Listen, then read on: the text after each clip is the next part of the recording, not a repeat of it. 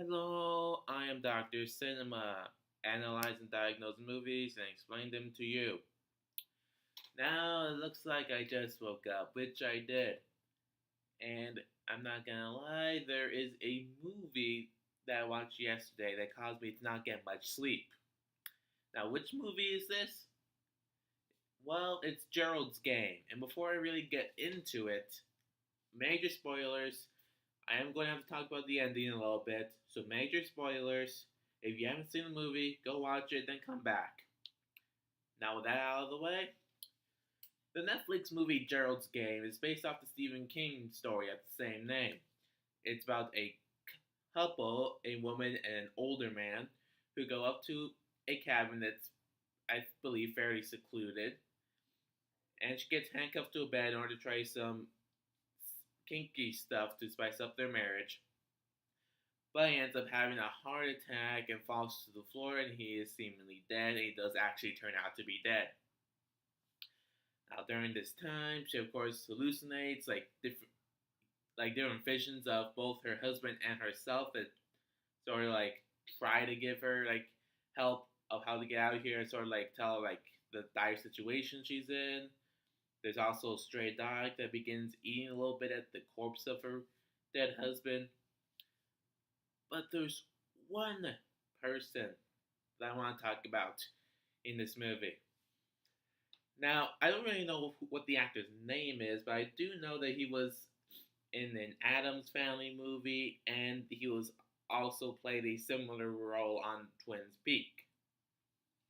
And this guy is Raymond Andrew Jobert, also known as the Moonlight Man. Now, he appears a few. Actually, has little screen time compared to a couple of the other actors that appear on screen. And he only has one line of dialogue at the end. But let's start with like his first appearance. It's the first night that she's strapped in her handcuffs.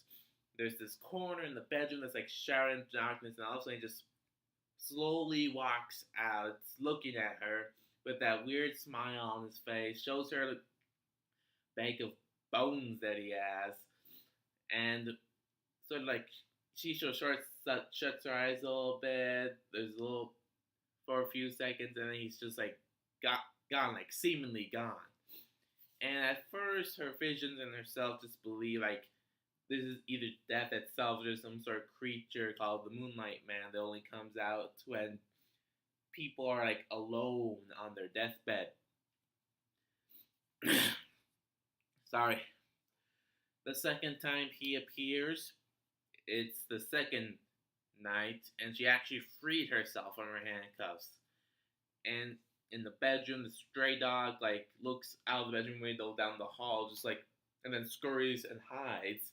And down at the end of that hall is the Moonlight Man, in a scene very similar to Stanley Kubrick's The Shining, and just standing there, she just slowly walks up to him, gives her her wedding ring because she believes that she's like a creature that takes like trophies or something from like dead people or so. Give it to him, and then she just leaves, and he just watches her leave.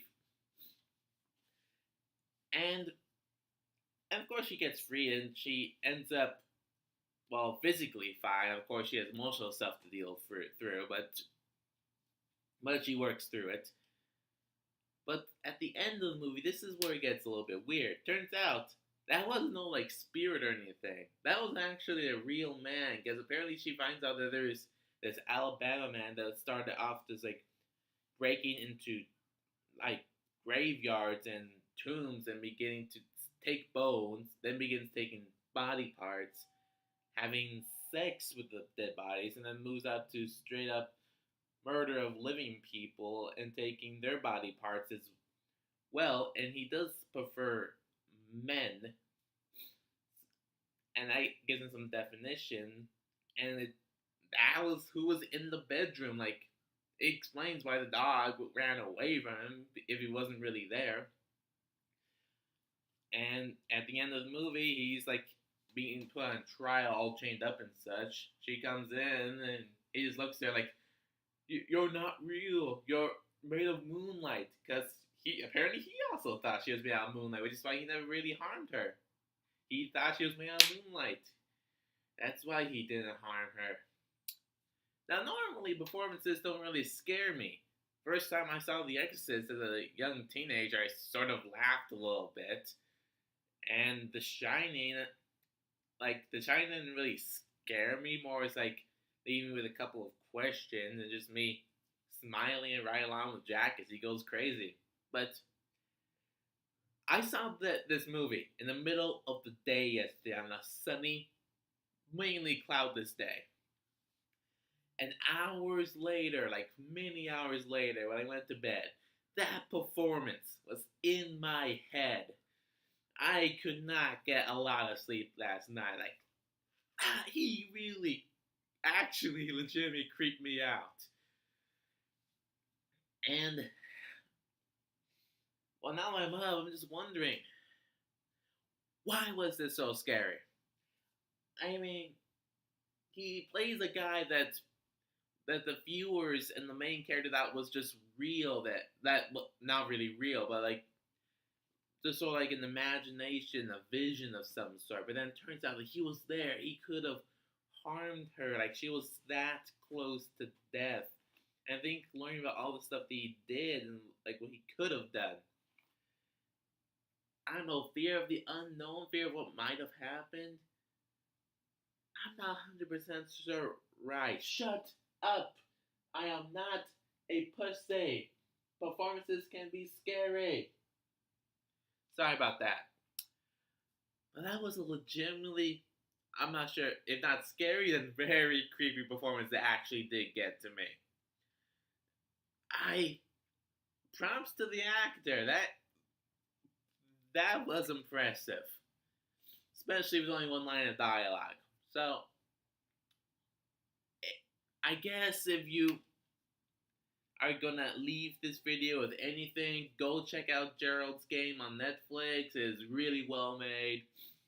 And even if you don't get creeped out like I did by the Moonlight Man, I think you'll still find his performance very well done as well.